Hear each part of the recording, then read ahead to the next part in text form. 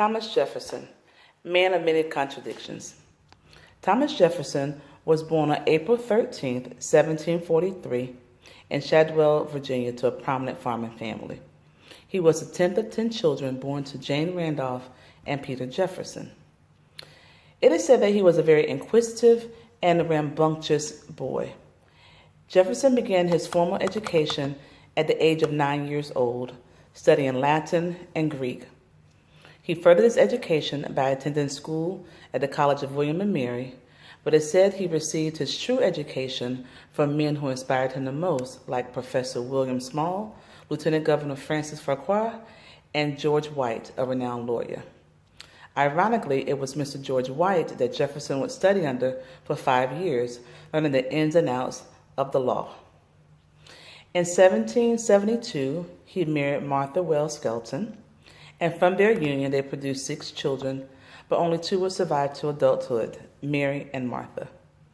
There's so much to say about Thomas Jefferson that it'll be easier just to mention the things that he did not do. His life would make an awesome Lifetime movie because there's politics at the roots, slavery, sexism, racism, as well as some biblical principles. He was a farmer, a winning lawyer, a prolific writer, an author, a statesman. He was our country's first Secretary of State, the second Vice President. He was our 3rd President, founder of the University of Virginia, down to hand-selecting the scholars who would be the professors at the University of Virginia, and most famously known for being the author of the Declaration of Independence, as well as the Virginia Statute for Religious Freedoms. Now, the election of Thomas Jefferson made history because it was the first peacetime transfer of power from one party to another. And in his acceptance speech, he echoed that sentiment. On March 4th, 1801, it's just a part of what he said. Every difference of opinion is not a difference of principle.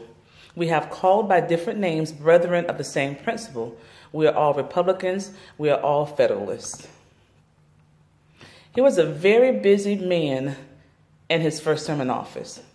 He reduced the size of the armed forces, cutting the debt substantially. He lowered the national debt from $80 million to $57 million. He made notable policy changes. He acquired land, later purchasing it, that doubled the size of America, that is the Louisiana Purchase, in 1803 from France for the amount of $15 million.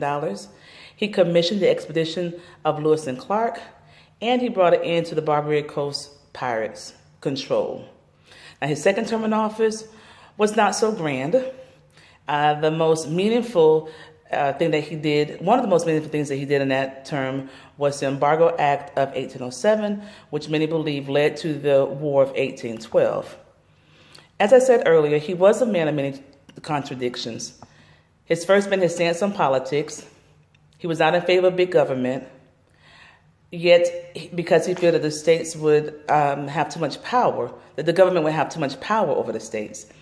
Yet he made decisions that he did not always get permission to do. He introduced a bill to end slavery because he felt that slavery was a violation of natural rights of man. However, he owned slaves, and as a farmer, depended on their labor. He has said that all men are created equal, but he believed that slaves were innately inferior to whites both mentally and physically. He favored abolition of slavery, but he suggested that the former slave would have to be exiled back to Africa or to Haiti because it was his belief that former slaves and former slave masters could not live peacefully with one another. He said that we have the wolf by the ears and can neither hold him nor safely let him go. Justice is on one scale and self-preservation on the other. With all of the contradictions, it is no doubt that Thomas Jefferson was a man of many talents and a great man, and he stood on his truth. Some of his most famous words that will live forever are, "We hold these truths to be self-evident, that all men are created equal, that they are endowed by their Creator with certain unalienable rights, that among these are life, liberty, and the pursuit of happiness." There's so much more to Thomas Jefferson than the Declaration of Independence or even his